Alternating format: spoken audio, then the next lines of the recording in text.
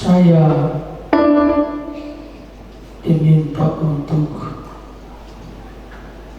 membagikan tentang mental yang sehat, kesehatan mental kita. Kita awali dengan 1 Tesalonika 5 ayat 23. Ya, Alkitab mengharapkan semua orang percaya itu sehat rohnya, sehat jiwanya, sehat tubuhnya. Semoga Allah damai sejahtera menguduskan kamu seluruhnya, dan semoga roh, jiwa, dan tubuhmu terpelihara sempurna dengan tidak bercacat pada kedatangan Yesus Kristus Tuhan kita. Mental kita ada di posisi jiwa. Jadi itu yang diharapkan Alkitab. Tubuh kita baik-baik, roh kita baik-baik, jiwa kita juga baik-baik, sehat-sehat. Kalau di dalam Alkitab ini disebut tidak bercacat, terpelihara sempurna. Bukan hanya sehat, sempurna pada kedatangan Yesus Kristus. Jadi tiap hari kita beribadah melalui saat teduh kita, baca Alkitab kita, berbakti ke gereja Sabtu Minggu, mungkin ada lagi kita belajar Alkitab dari yang lain. Tujuannya adalah mempersiapkan hidup kita menanti kedatangan Tuhan, mempersiapkan tubuh, roh, dan jiwa kita baik-baik. Karena tujuan akhir dari perjalanan hidup semua orang percaya menantikan kedatangan Tuhan. Jadi ada goal yang harus kita capai. Goal daripada semua kegiatan rohani kita supaya tubuh, roh, dan jiwa kita terpelihara sempurna, tidak bercacat. Jadi anak-anak harus pahami itu. Ngapain sih harus ke gereja? Ngapain sih harus melakukan disiplin-disiplin rohani? Kenapa mesti itu semua?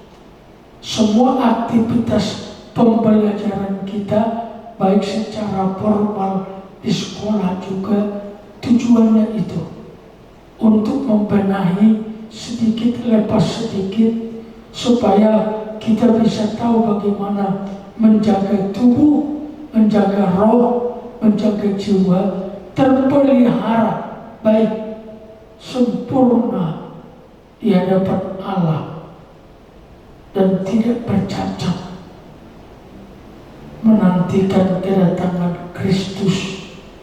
Ya, jadi kita ke gereja tidak sekedar karena kita beragama Kristen, bukan.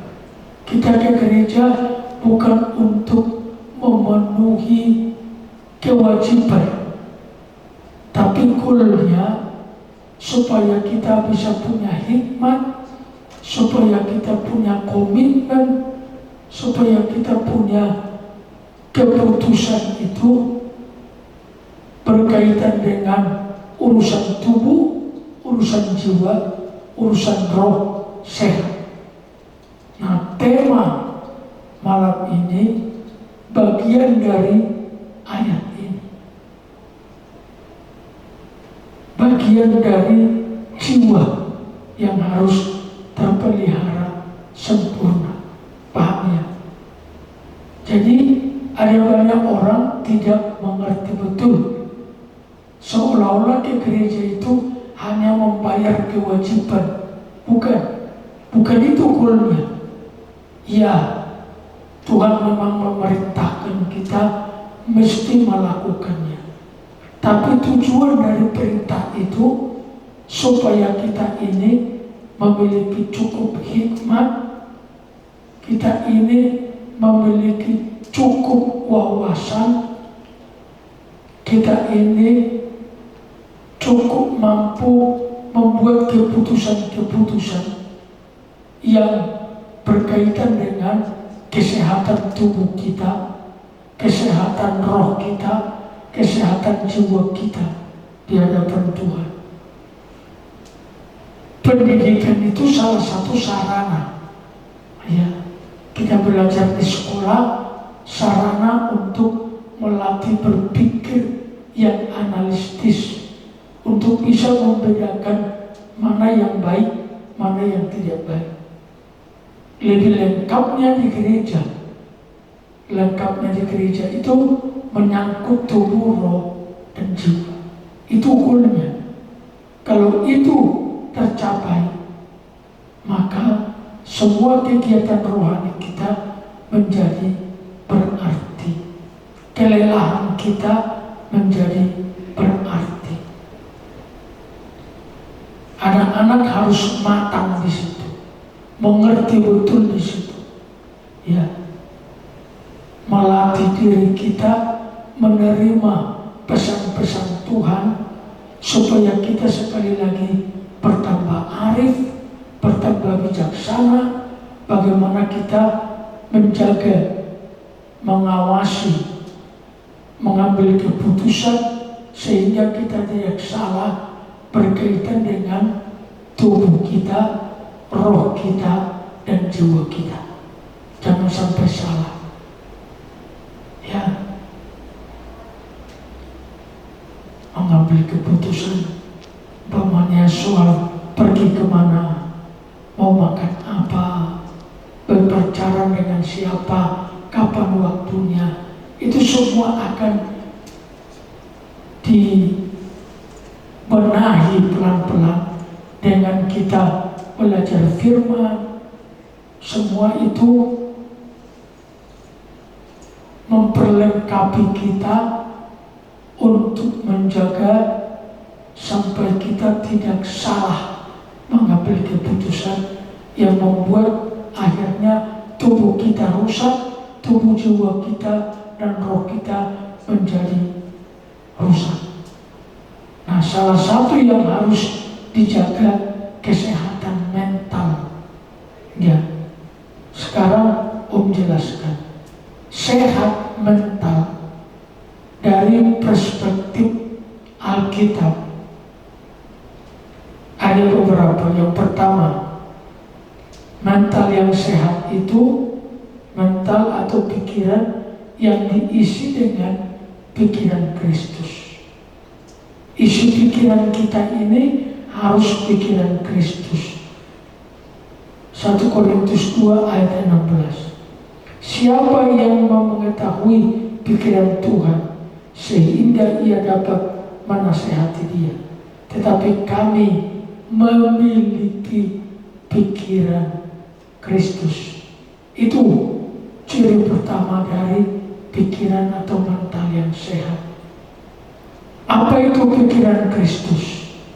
Pikiran yang kudus, yang penuh murah hati, atau seperti yang ditulis di Filipi 4 ayat 8, nanti akan kita baca itu. Itu pikiran Kristus yang kudus, yang adil, yang sehat, yang murah hati, yang baik. Itu pikiran-pikiran yang sehat. 2, mental yang sehat tertuju kepada perkara-perkara yang di atas. Maksudnya yang di atas itu kekekalan.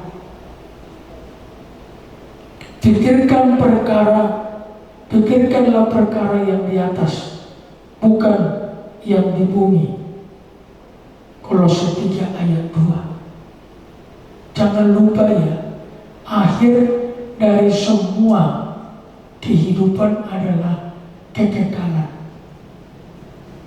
Kekekalan yang bersifat hukuman, kekekalan yang bersifat upah, hadiah, kehidupan. Kita tidak bisa menghindar dari dua perkara ini. Manusia tidak bisa berhindar, maksud saya, dari dua perkara ini. Semua harus memberi pertanggungan jawabnya besok. Ya, jangan lupa, di dunia ini kita tidak lama. Kalau pikiran saya paling 100 tahun lah, paling lama. Kalau bahasa Mazmur 70 tahun. Lebih daripada itu katanya hadiah, tetapi hadiah penderitaan. Jadi manusia rata-rata di Alkitab 70 tahun. Kejadian masih bisa membuka pintu 120 tahun. Tapi saya kira udah jarang lah, 100 lah. Tetapi kekekalan itu selama-lamanya, tanpa akhir. Kalau sudah dimulai, sejak itu sudah tidak ada akhirnya. Surga itu kekal, neraka itu juga kekal. Pikirkan itu tiap hari. Kalau cuma di dunia, pertanggungjawabannya berapa lama sih? Ya 70 tahun saja. Kalau mengikuti Mazmur, Om Guru ini tinggal 10 tahun lebih aja. Sekarang hampir 59. Ya tinggal 11 tahun. Kalau mengikuti Mazmur. Tapi doa saya 100 tahun. Ya berarti 31 tahun lagi. Nah, itu kan tidak lama.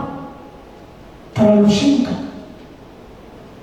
Itu hanya berkaitan dengan sandang, pangan, papan, dan hiburan. Manusia kan hanya butuh 4 itu saja. Sandang, pangan, papan, hiburan. Itu saja kalau sudah masuk usia 40 tahun ke atas. Kalau kalian masih mungkin butuh pendidikan, masih butuh yang lain. Kalau orang tua hanya 4 itu aja. Sandang, pangan, papan, rekreasi atau hiburan itu. Jadi sesungguhnya di dalam dunia tidak terlalu sulit, tetapi pertanggungjawaban kekalnya itu yang lebih penting. Mental yang sehat dalam Alkitab, pikirkan hal-hal yang baik. Filipi 4 ayat 8. Jadi akhirnya saudara-saudara, semua yang benar, semua yang mulia, semua yang adil, semua yang suci, semua yang manis, semua yang sedap didengar, semua yang disebut kebajikan dan patut dipuji, pikirkanlah semua itu. Itulah pikiran Kristus. Ya, bagaimana pikiranmu setiap hari? Kalau dalam Roma 12 disebut pikiran mental yang sehat itu memikirkan hal-hal yang patut berdasarkan kasih karunia yang dianugerahkan kepadaku.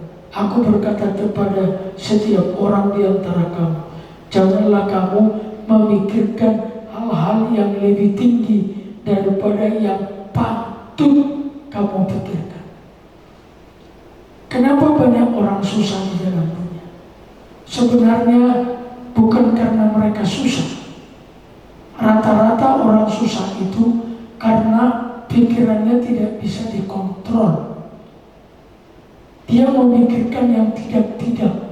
Dia tidak bisa menerima keberadaan hidupnya apa adanya. Lalu pikiran mulai melayang-layang kemana-mana. Mikir sana, mikir sini. Manusia sehat itu harus bisa menerima hidupnya apa adanya. Bagaimana bisa menerima hidup apa adanya? Masih ada yang kurang. Saya tidak percaya takdir.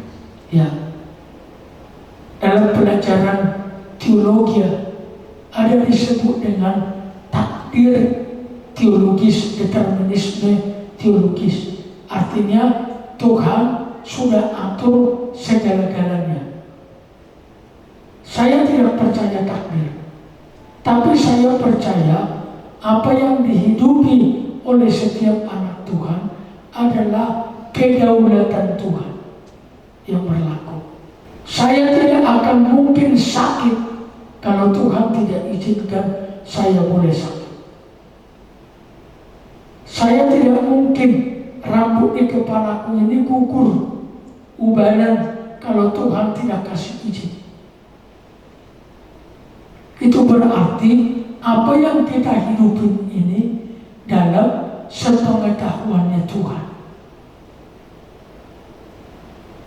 Kita mau jadi apa? Pilihan kita yang diizinkan oleh Tuhan, melaluinya kita tetap bahagia. Jadi jangan lihat sekelilingmu sampai engkau tidak bisa menerima hidupmu apa adanya. Bersyukur.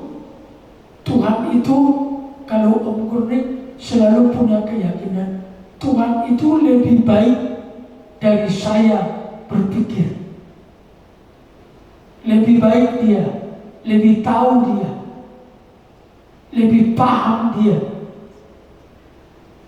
Saya mau jadi apa? Tuhan lebih tahu, lebih paham. Saya mau menghadapi apa? Tuhan lebih paham. Jadi saya tidak perlu.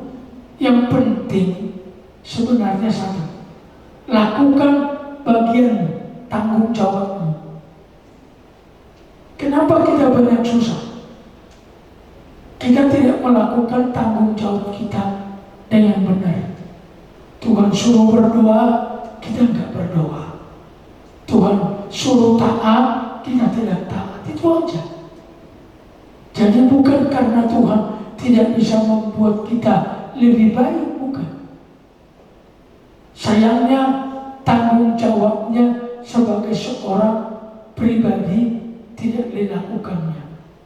Tanggung jawab sebagai seorang anak bagaimana? Tanggung jawab sebagai seorang Kristen bagaimana? Tanggung jawab sebagai anggota masyarakat bagaimana? Sebenarnya itu saja. Tuhan bisa menjadikan segala sesuatu dalam hidup kita. Kita percaya tidak ada yang mustahil bagi Tuhan. Betul? Tapi kita, titik kesalahannya di sini. Kita tidak menunaikan tanggung jawab kita penuh. Kalau saja kita turun firman, terlalu mudah diberkati. Terlalu mudah diberkati. Dan sulit diberkati Tuhan. Ya, dulu sebelum pandemi, kalian tahu, Om Gurnik hampir 2 kali sebulan melayani di luar Pulau Jawa. Kadang ke Kalimantan, kadang ke Papua, kadang ke Sumatera, kadang ke Sulawesi, ya hampir seluruh provinsi ini. Pandemi datang, selesai semua, nggak ada yang bisa dilakukan. Sekarang mulai longgar, betul ya? Mulai longgar. Om Gurnik berdoa, Tuhan, apakah sudah selesai pelayananku keluar kota, keluar daerah, atau masih tetap Tuhan buka jalan? Karena bayangkan dong, saya sudah melayani 36 tahun. 10 tahun awal lah menjadi sebuah pembelajaran. Sejak itu berarti sekitar 25 tahun Om Gurnik mengelilingi seluruh Indonesia sampai ke luar negeri. Di situ ada dua keindahan. Yang pertama, melayani kan, tetapi sekaligus tanpa bayar. Saya menikmati rekreasinya.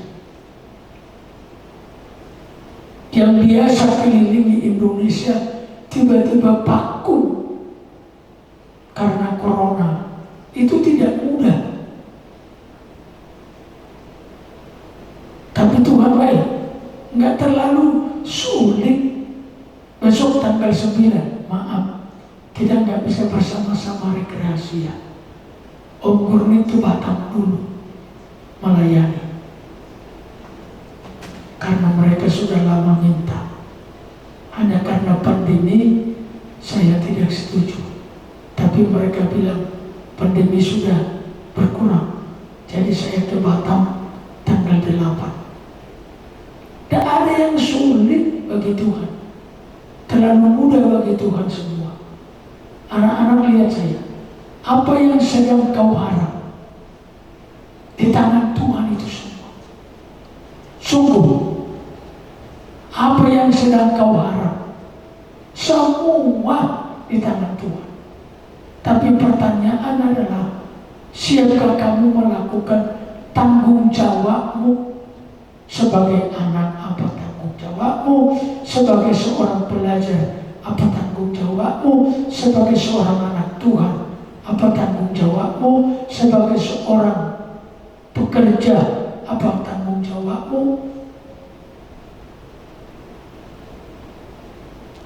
Sekarang saya mau tanya, berapa waktumu berdoa sehari? Berapa waktumu baca Alkitab sehari? Sampai kau berharap semua permohonanmu dijawab Tuhan. Saya selalu terilhami Daniel anak-anak. Kata Alkitab, 3 kali sehari Daniel berdoa, maka dia tidak dimakan oleh singa. Berarti frekuensi doa itu penting. Nah sekarang, kenapa kau tidak tambahkan doamu sedikit lagi? Kenapa tidak kau tingkatkan kesungguhanmu baca Alkitab sedikit lagi? Kalau toh itu akan mengubah. Jadi pikirkan itu dengan benar. Ya. Sekarang Om sampaikan tidak sehat dari perspektif Alkitab. Markus 8 ayat 33. Maka berpalinglah Yesus dan sambil memandang murid-muridnya, ia memarahi Petrus. Kok Petrus ini dimarahi kenapa? Nanti kita lihat. Katanya, enyalah iblis. Bayangkan. Yesus sampai bilang sama Petrus, enya iblis. Coba Om yang bilang ke salah satu kalian, iblis. Kasar banget itu ya. Kurang ajar gitu aja udah kasar. Ini iblis tuh. Kenapa Petrus disebut iblis? Sebab engkau bukan memikirkan apa yang dipikirkan Allah, melainkan yang dipikirkan manusia. Pikiran itu harus memikirkan yang dipikirkan Allah. Jadi mengapa banyak doa kita tidak dijawab? Berkaitan dengan soal pikiran. Bayangkan kalau pikiran kita pikiran iblis, bagaimana Tuhan menjawab doa kita? Bagaimana mungkin Tuhan memberkati kita? Tahu nggak pikiran iblis? Pikiran egois, pikiran yang sombong, pikiran yang penuh hawa nafsu, pikiran yang jahat ingin mencelakakan orang. Nah itu pikiran dari hati. Bagaimana pikiran bagaimana mentalmu, kamu isi apa, itu punya arti penting. Itu akan memaknai hidup kita. Kolose 2:18, janganlah kamu biarkan kemenanganmu digagalkan oleh orang yang pura-pura merendahkan diri dan beribadah pada malaikat serta berganjal pada penglihatan dan tanpa alasan membesar-besarkan diri oleh pikiran duniawi. Pikiran duniawi itu tidak boleh. Itu akan mempengaruhi berkat yang kita terima. Sebenarnya pikiran yang paling sederhana itu seperti Maria itu. Jadilah Tuhan padaku seturut dengan kehendak-Mu, karena aku adalah hamba. Pas ke Tuhan buat yang baik. Kalau Dia Bapa kita, Yesus pernah berkata, Bapamu yang di dunia saja tahu memberi yang baik, apalagi Bapamu yang di surga. Jadi sayang, seringkali pikiran kita menghalangi berkat-berkat Allah itu kita alami. Karena pikiran kita tidak sehat, mental kita tidak sehat. Andai kata Tuhan berkati kita, kita juga tidak tahu mau kemana berkat itu akan kita lakukan.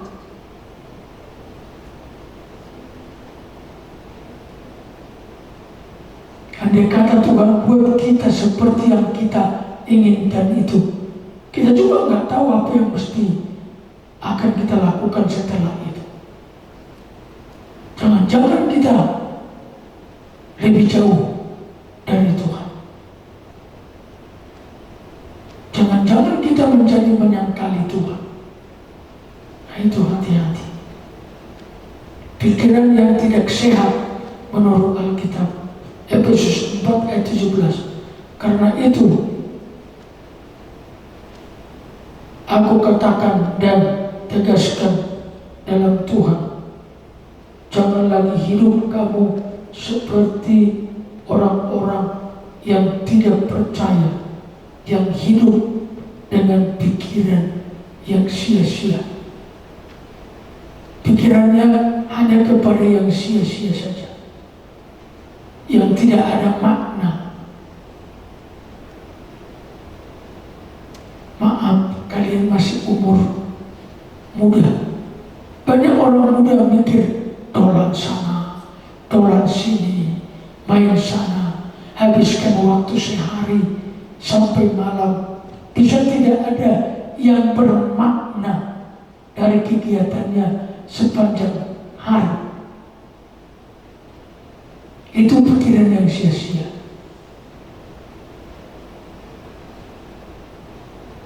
Bisa satu hari habis 24 jam, tidak ada satu pun sesungguhnya yang bermakna yang dia lakukan untuk membuat hidupnya lebih baik di masa depan.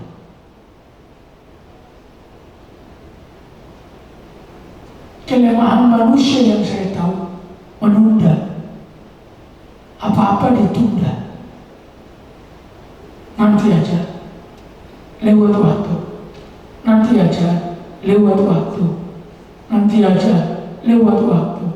Setelah semua waktu lewat, tersisa sedikit, baru stres. Ini kelemahan manusia. Anak-anakku semua harus belajar bijaksana.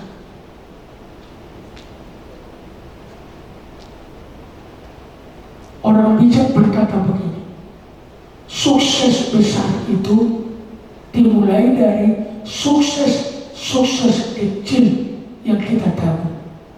Artinya, kalau kamu melakukan yang bermakna setiap hari 1 sentimeter, 1 hari saja, kita ibaratkan seperti ukuran saja. Kamu melakukan sukses 1 sentimeter aja setiap hari, maka sukses yang kau tabung setahun 365 sentimeter. Berarti sudah 3 meter 65, lebih panjang dari tinggi. Dulu saya kuliah, sama seperti kamu juga kuliah. Ada 2 yang wajib saya lakukan setiap hari, yang saya tidak boleh abaikan. Sekalipun rektor memanggil, kalau saya sedang berada dalam 2 jenis kegiatan ini, saya tidak mau diganggu. Mau dimarahi kayak apa, saya hanya bilang, maaf, saya masih ini. Apa itu? Berdoa 1 jam. Yang kedua, belajar di perpustakaan 1 jam. Kalau saya sudah duduk di perpustakaan, mau mulai belajar 1 jam, tidak ada yang boleh ganggu. Termasuk kekasih saya pun mencari saya. Karena apa? Saya tahu hanya ini yang membuat saya menjadi berhasil di kemudian hari.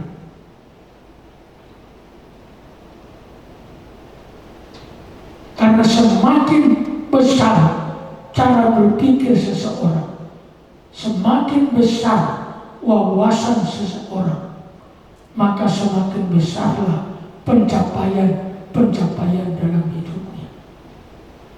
Ukuran hidup seseorang adalah di pikirannya, di mentalnya. Di budaya Jawa ada istilah, itu hatinya ciut. Orang-orang yang ciut, hidupnya juga ciut loh. Hati-hati. Pikiranmu harus diasah terus. Caranya bagaimana? Baca firman setiap hari. Om Kurnin baca firman tiap hari minimal 20 pasal. Saya nanti sore mengakhirinya. Saya baru 18 pasal. Masih 2 pasal lagi nanti sebelum tidur. Kebiasaan itu melekat mulai muda sampai tua. Kalau anak-anakku datang ke rumah saya, kau akan lihat 2 lemari buku di rumah saya. Paling enggak 500 judul. Dan itu buku unggul sejak masa muda. Dan saya sekarang melihat hasilnya dibanding dengan orang-orang yang dulu satu kelas dengan saya di kuliah. Berbeda rezekinya, cara berpikirnya berbeda, cara mengambil keputusannya berbeda, maka hasilnya pun berbeda. Pikiranmu hati-hati. Kau salah isi, kau celaka, kau yang merugi maksudnya. Tapi kalau kau mengisinya benar, maka kau yang akan menuainya. Jangan lupa saya ulangi, sukses besar itu adalah kumulatif dari sukses kecil tiap hari yang kita capai. Kau kuliah yang pernah baca buku, mau jadi apa besok? Kau senang umpamanya sekolah teologi tapi nggak pernah baca Alkitab utuh selesai, kira-kira mau jadi apa besok? Nah, itu berkaitan dengan pikiran, mental. Mental itu berkaitan dengan keputusanmu, perasaanmu, pikiranmu. Terakhir, pikiran yang tidak sehat, pikiran yang buta. 2 Korintus 4, yaitu orang-orang yang tidak percaya, yang pikirannya telah dibutakan. Pikiran yang buta itu pikiran yang tidak bisa melihat kemuliaan Allah, pikiran yang tidak mengakui kebesaran Allah, pikiran yang tidak percaya kepada isi Alkitab. Itu pikiran yang dibutakan. Mulai sekarang melangkah sesuai dengan janji-janji Tuhan di Alkitab. Kau harus melatih dirimu tentang itu. Menghadapi masalah, hadapi dengan berpatokan kepada Alkitab. Anak-anak saya terlatih seperti itu. Belajar mempercayai Tuhan dalam segala persoalan yang dihadapi. Jangan buta. Tadi malam siapa yang hadir konser doa? Saya berdoa apa? Semua tindakan Allah itu tujuannya hanya satu, supaya kau tahu bahwa ada Allah yang benar, satu-satunya di dalam dunia. Jadi jangan buta. YouTube, TikTok semua jangan sampai membuat kau goyah soal Tuhan. Ya, bermacam-macam cara mereka untuk membuat kita goyah. Percayalah Alkitab.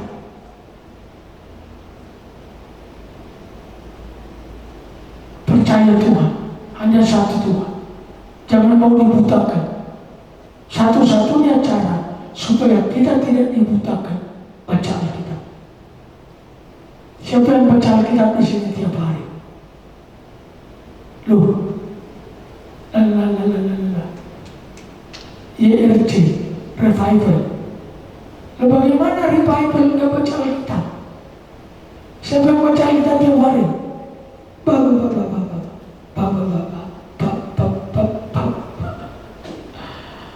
Kau berharap diberkati, kok enggak baca Alkitab? Siapa mau diberkati Tuhan? Angkat tangan tinggi-tinggi. Acaranya gimana? Anda enggak baca Alkitab, kok mau diberkati? Siapa yang berdoa tiap hari? Bukan doa makan loh. Tapi ada dua, entah doa bangun pagi, entah mau tidur, entah siang, tapi ada dua khusus. Tidak semua. Tuhan Yesus. Gembalanya siapa di sini? Mungkin salah gembala kalian. Coba buka semua Matius 7 ayat 8. Baca Alkitabnya. Tolong tayangkan mas sebentar. Diselingi dulu dengan itu. Matius 7 ayat 8. Aduh, kasihan. Kelihatannya ini perlu ada perhatian khusus ini. Sudah, ayo baca. Semua bersuara sekeras-kerasnya. 1, 2, 3. Ulangi. Satu-satu penggalan ulangi. 1, 2, 3. Berarti setiap orang, kalau setiap orang yang tidak, kan setiap orang yang meminta diberi, betul kan? Kalau tidak meminta, ya itulah kamu. Nah, kamu berharap menerima tapi nggak minta. Lanjut. 1, 2, 3. Oke, yang mendapat itu yang bagaimana? Ya, engkau mencari kok, berharap mendapat. Mati sekarang. Kenapa kita tidak diberkati? Wong minta enggak, mencari enggak. Terakhir.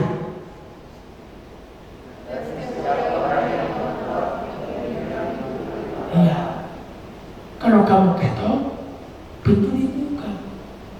Ini bukan pergi ke tetangga loh. Ini pergi ke hadapan Tuhan, ketok.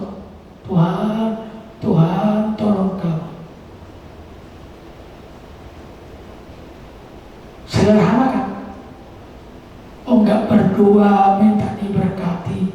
tidak baca Alkitab, minta diberkati. Malaikat bingung. Malaikat bilang sama Tuhan gini, ini bangsa mana Tuhan? Kok aku belum pernah ketemu orang-orang seperti ini? Jalur berkat, tapi baca Alkitab nggak pernah. Doa, kalau pas makan. Nah gimana caranya? Ini loh, anak petani. Saya tukang angon loh mas, dulunya angon kerbau. Sampai umur saya SMP kelas 3. Saya kenal Tuhan sejak kecil. Saya sekolah minggu sejak saya masih amat kanak-kanak. Kalau ke gereja saya nyanyi, katanya pendeta saya dulu,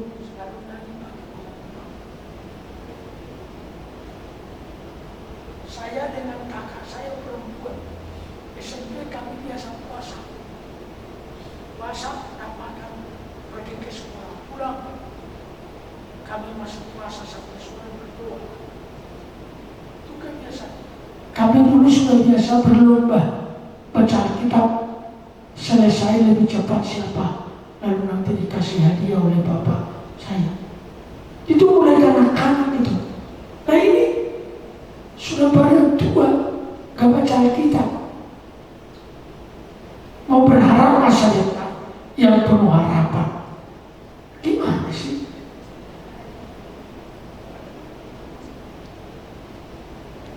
Kepala pemuda, di mana kau? Tolong kepala pemuda sini. Kasihan ini anak buahmu. Kalau begitu mulai besok satu kelihatannya Mbak R, nggak ada kebaktian. Tapi semua di sini seperti santri. Baca Alkitab masing-masing di pojok sana. Kan santri itu kan, santri itu disuruh baca Quran sendiri-sendiri. Bikin aja waktu 1 jam taman baca Alkitab. Habis selesai, yang duluan selesai didoakan pulang. Yang nggak selesai biar di sini bermalam. 1 jam. Nggak usah banyak-banyak, 20 pasal aja.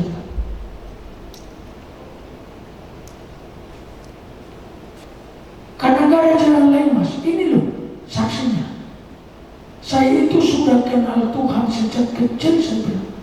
Saya di kandungan sudah jadi Kristen karena mama saya Kristen. Saya dibawa ke gereja tiap minggu di kandungan. Nah kalau nggak baca Alkitab bagaimana jadinya? Nggak berdoa. Tolong ya Mbak Irma sama Nathan, ini perlu mendapat perhatian.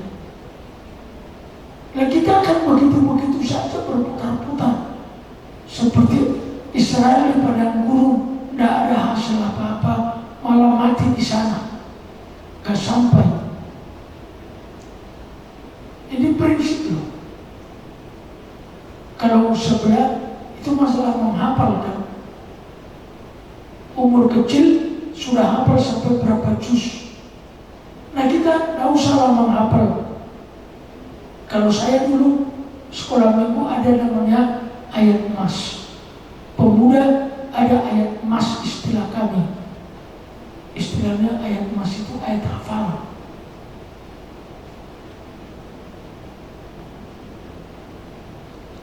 Aduh kasihan. Siapa yang nggak punya Alkitab di sini? Coba angkat tangan. Lu jujur aja supaya Om kasih Alkitab.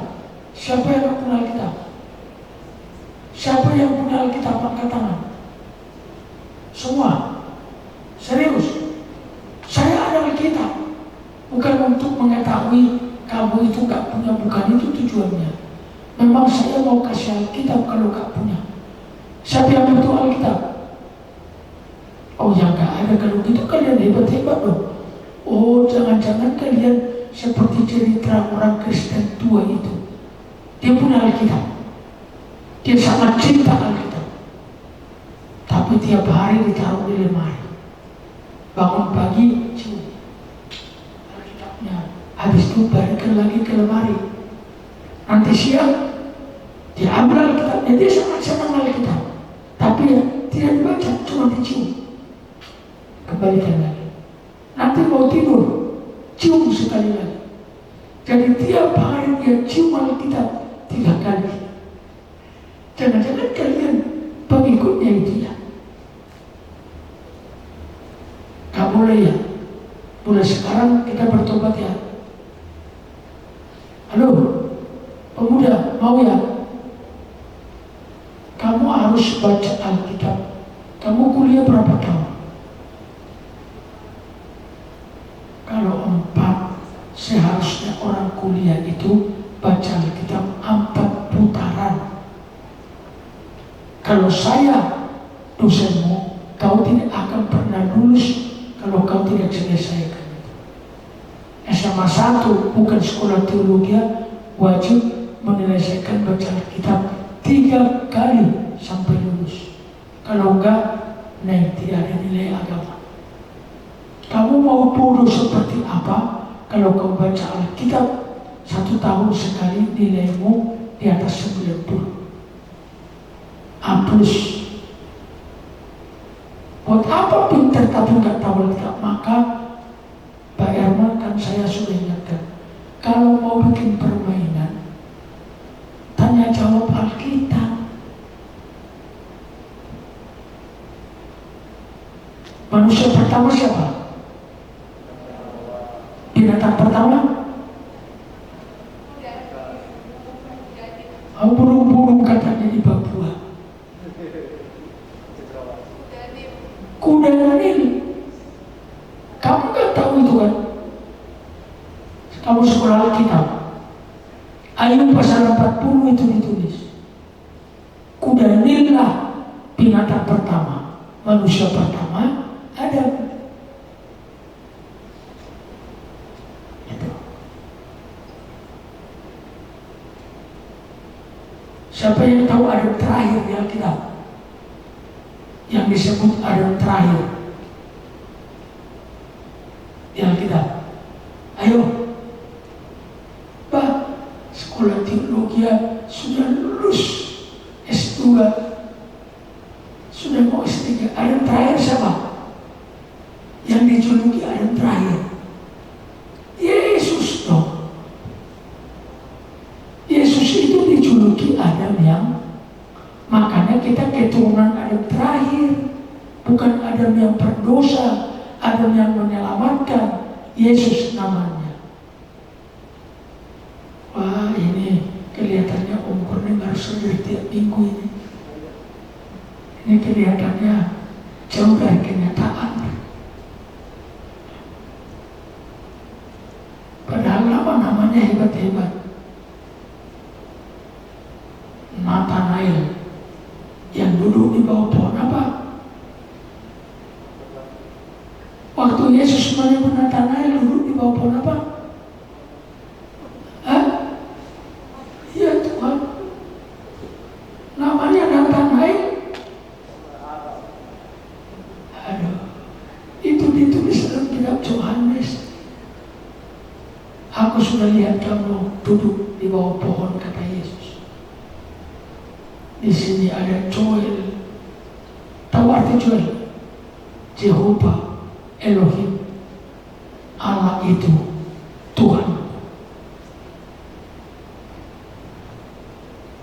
Di sini wanita tercantik di Alkitab. Siapa itu yang di sini? Wanita tercantik. Siapa yang di sini wanita tercantik di Alkitab? Nah itu. Menurut kenyataannya, Bu.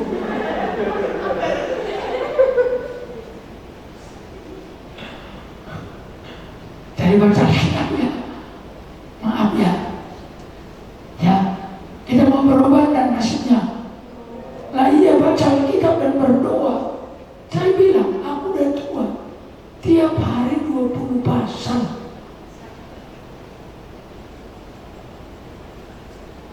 Bangun pagi 5 pasal, pergi olahraga ke lapangan, balik 5 pasal, makan siang 5 pasal, biasanya mau tidur 5 pasal. sekitar 20-25 pasal itu biasa. Ini tahun ini saya sudah baca Alkitab 3 putaran selesai. Baru bulan Mei, berarti masih bisa 4 putaran. Bagaimana nggak diberkati Tuhan? Saya ketemu Tuhan 25 pasal. Dia kan cakap dengan saya 25 pasal.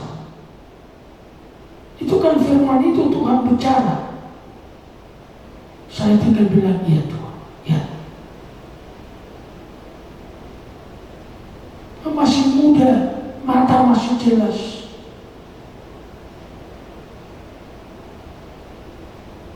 Kita selalu minta diberkati. Kita berharap mujizat. Tapi caranya. Oke, saya harap ini menjadi perbincangan penting bagi anak-anakku. Sekarang tolong kembalikan ke tulisan unggul. Sehat dari perspektif psikologis. Orang yang sehat secara psikologis bagaimana? Kesehatan jiwa adalah keadaan sejahtera di mana setiap individu menyadari potensi yang dimilikinya. Orang yang sehat mentalnya itu tahu potensinya secara pribadi. Ya. Tahu potensinya secara pribadi. Saya kasih contoh. Om Gurne masuk Inteos. Saya dapat pelajaran begini. Pemain bulu tangkis makan dari mananya? Ayo, jawab. Pemain bulu tangkis itu makan karena apanya? Karena tangannya. Gak ada pemain bulu tangkis, gak ada.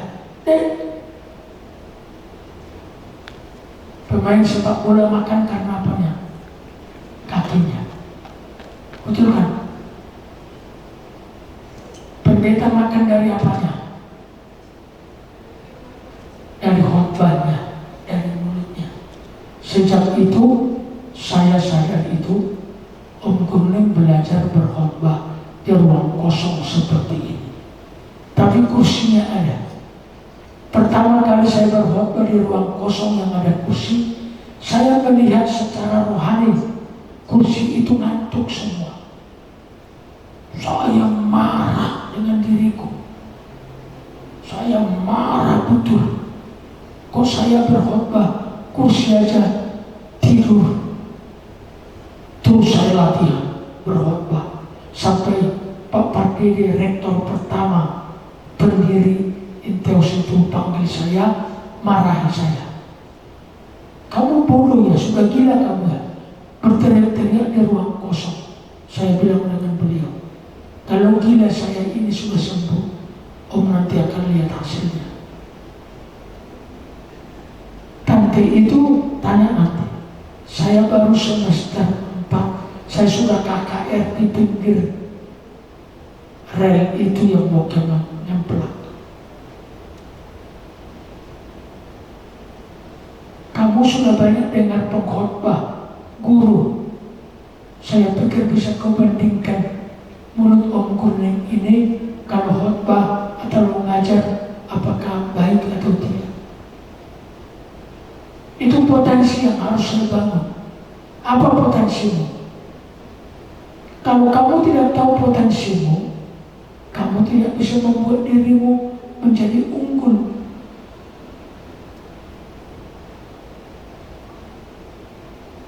Dua, salah satu potensinya main keyboard. Tapi main keyboardnya belum maksimal. Pokoknya bunyi aja kan. Tet, cuma gitu. Kita belum bisa mengikuti notasinya yang betul. Kalau dia bangun itu dengan betul, dia bisa menjadi itu besok jalan berkat bagi dia. Nah, kita ini potensi kompetensinya apa? Itu orang yang sehat. Selanjutnya, kesehatan jiwa adalah keadaan sejahtera di mana individu mampu menanggulangi tekanan hidup normal. Di hidup kita ini semua pasti menghadapi masalah, betul? Semua kita menghadapi masalah. Perbedaannya di mana? Cara kita menghadapinya. Ada yang menghadapi masalah langsung stres, putus asa, emosi. Orang yang sehat itu harus bisa menghadapi masalahnya dengan normal.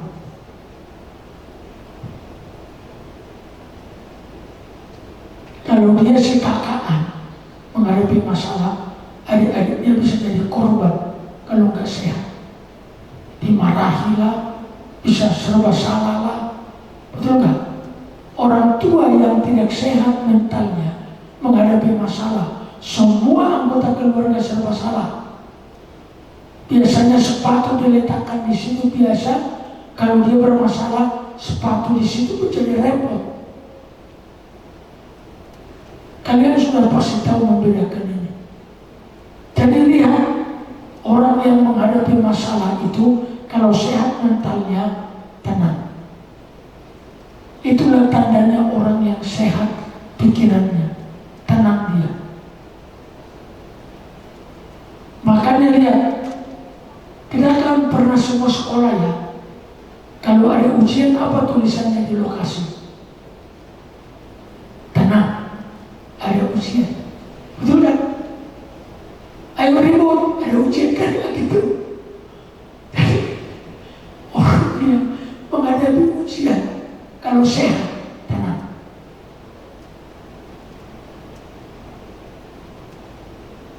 Selalu itu kalau UAS, kalau ujian akhir, setiap sekolah biasanya ditulisi di halaman, harap tenang, ada ujian. Karena umurnya guru 27 tahun, jadi tahu kalau kami masuk lokasi selalu kami dihadapkan dengan tulisan harap tenang, ada ujian. Itu yang sehat. Kalau nggak sehat, ribut mereka. Siapa di sini kalau menghadapi masalah tenang saja dan berdoa? Ada menghadapi masalah yang jadi korban makanan. Menghadapi masalah dia makan terus. Yang tidak harus dimakan pun dimakan. Ada orang menghadapi masalah pergi naik motor entah kemana, nggak tahu tujuannya, pokoknya pergi aja dari rumah. Nanti pulang kalau sudah capek, sudah malam pulang. Jangan. Menghadapi masalah, kalau kamu tidak bisa tenang, itu tandanya kau sakit. Ingat ini, siapa yang menghadapi masalah tidak bisa tenang, itu tandanya orang sakit jiwa. Mental itu kan soal jiwa.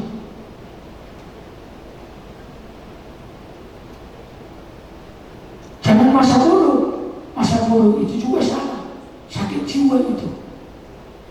Masa bodoh, ketenangan yang dimaksud. Ketiga, bekerja secara produktif. Orang dilakoni tok. Banyak orang melakukan sesuatu gak ada hasil. Nyapu tapi gak bersih, nyuci tapi gak bersih, ada kan? Bikin tugas sekolah pokoknya jadi.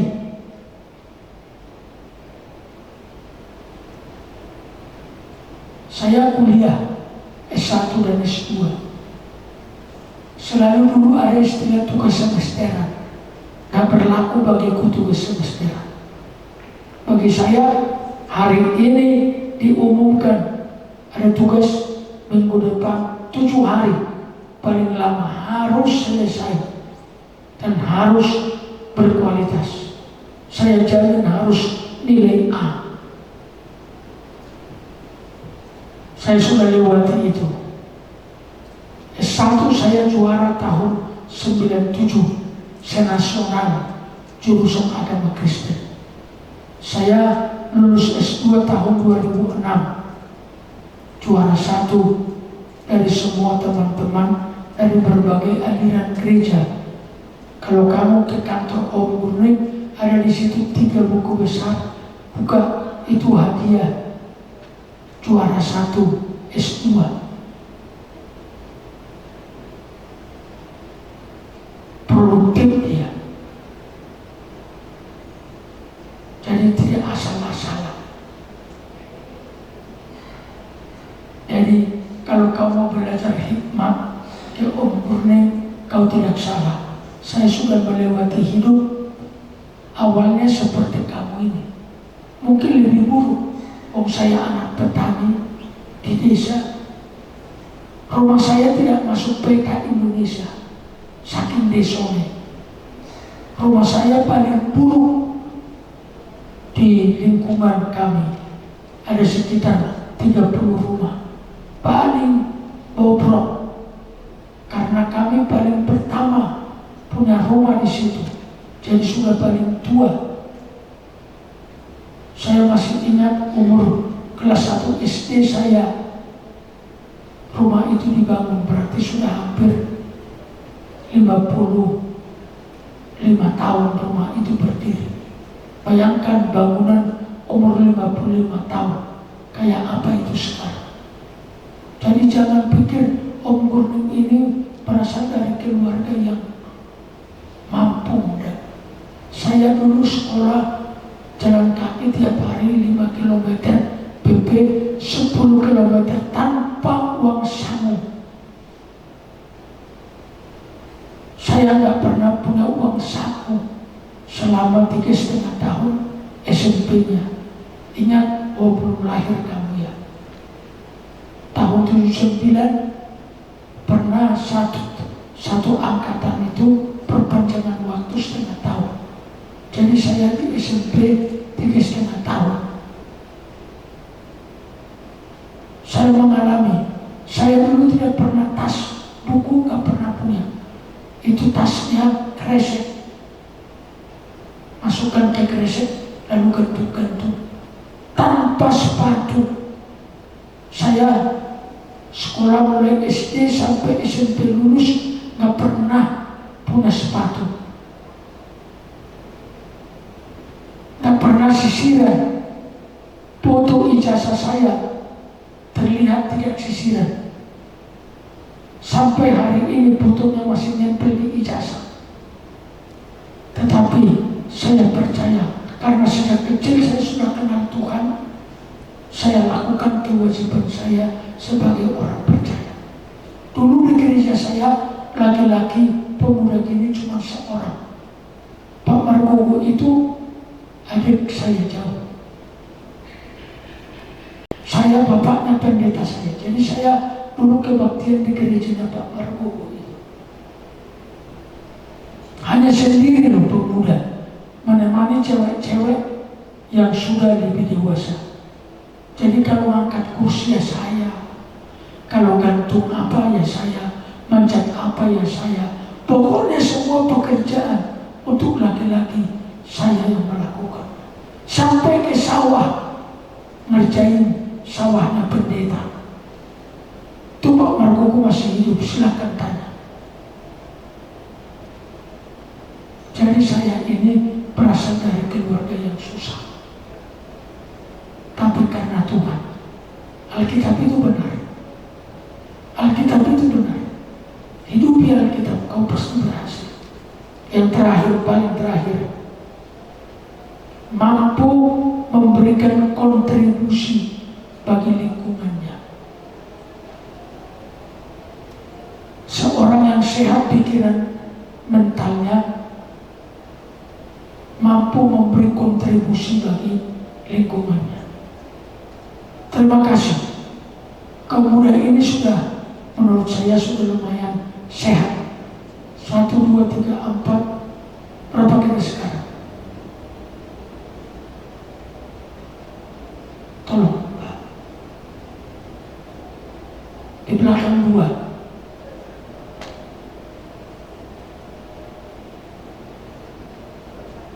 Hah? 24. Ini sudah bagus. Apa kontribusi kita untuk meningkatkan jumlah ini menjadi 50? Itu orang yang sehat. Sebenarnya mengapa kita begini-begini terus enggak? Salah satu ilmu psikologi bilang begini, ruangan ini terlalu besar bagi kita. Jadi kalau orang datang, kesannya mereka nggak seberapa. Akhirnya nggak nyaman dia. Sebab orang biasanya terpengaruh soal itu. Maka pernah saya sarankan, coba kalau kita di ruangan bawah, ini 24 ini sudah hampir penuh, itu psikologinya berbeda. Pengurus akan stres melihat ruangan ini seperti kosong terus setiap Sabtu. Coba dipikirkan itu. Dari dulu saya sudah nasihatkan, tapi pengurusnya tidak tahu di mana letak ilmunya. Kenapa harus begitu? Jadi kalau kita di bawah sebenarnya ini suasananya sudah pasti beda. Syukur Tuhan sudah berkati kita dengan sistem yang sehat. Kalau ini sistemnya nggak sehat, kita nyanyi di ruangan sebesar ini ragu lugas. Karena memang ruangannya besar sekali. Ini ukuran untuk 300-400 orang diisi 24, ya seperti di talan aja. Itu. Kalian sudah bagus. Saya terima kasih. Tolong setia sampai akhir. Pokoknya nasihat Om Gurning itu yang praktis-praktis itu ingat. Saya tidak asal ngomong. Saya sudah melewatinya. Soal berkat, saya sudah khotbahkan di sini bagaimana konsep surga tentang berkat. Tuhan itu murah hati. Dengar, Tuhan itu tidak pelit. Sayang kita ini, itu tadi, tidak bisa melakukan kewajibannya dengan benar. Nah, ini mental yang sehat, Om sudah jelaskan. Saya berharap mentalmu kau perbaiki hari ke hari. Mungkin tidak bisa membalik seperti membalik tangan tiba-tiba semua terus jadi sempurna. Enggak, pelan-pelan. Sebab kita semua tahu kelemahan kita kan. Semua orang tahu kelemahannya. Kalau kau pemalas, ubah pelan-pelan gaya hidupmu itu.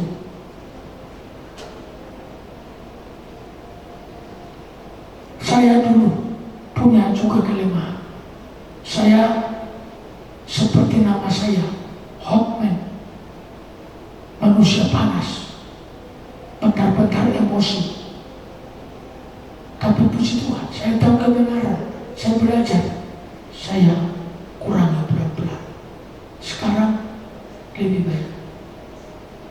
Itu mental yang sehat. Saya kenal kalian semua baik-baik, tapi jangan stagnan, harus bertumbuh, bergeser pelan-pelan ke arah yang lebih baik. Nah, itulah renungan kita hari ini. Tuhan memberkatimu, Tuhan membuatmu sukses, tapi ubah cara berpikirmu ya, ubah cara berpikir. Saya kasih tips ini terakhir. Saya tadi sudah singgung, kebesaran manusia itu sebanding dengan kebesaran pikirannya. Kalau pikiranmu sehat, hidupmu akan sehat. Kalau pikiranmu, mentalmu luas, wawasanmu luas, luaslah rezekimu. Jadi yang menentukan jalan hidup orang itu selain Tuhan, pikirannya. Mental itu pikiran, berkaitan dengan pikiran. Ya, jangan seperti orang Jawa bilang, hati-hati loh, itu hatinya cium. Bayangkan loh kalau cium. Lah apa yang mau dihasilkan yang cium? Oh cium tuh.